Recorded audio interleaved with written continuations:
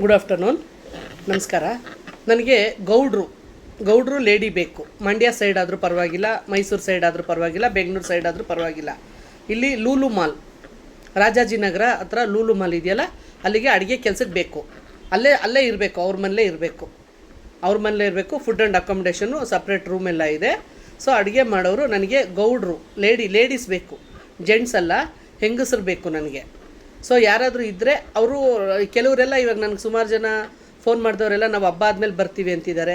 But ಅವ್ರಿಗೆ ಇವಾಗ ಹೇಳ್ತಿದ್ದಾರೆ ನನಗೆ ನಾಳೆ ನಾಳಿದ್ದೇ ಬೇಕು ಅಂತಿದ್ದಾರೆ. ಸೊ ಯಾರಿಗೆ ಇಂಟ್ರೆಸ್ಟ್ ಇದೆ, ಕೆಲಸದ ಅವಶ್ಯಕತೆ ಇದೆ, ಬನ್ನಿ. ಏಜ್ ಬಾರ್ ಏನು ನೋಡ್ತಾ ಇಲ್ಲ ಇದರಲ್ಲಿ. ಗೌಡ್ರು ಮಾತ್ರ ಅರ್ಜೆಂಟಾಗಿ ಅಡುಗೆ ಕೆಲಸ ಮಾಡೋರು, ಮುದ್ದೆ ರೊಟ್ಟಿ ಚಪಾತಿ ಈ ಥರ ನಾನ್ ವೆಜ್ ಮಾಡೋರು ಅವ್ರಿಗೆ ಬೇಕಾಗಿರೋದು.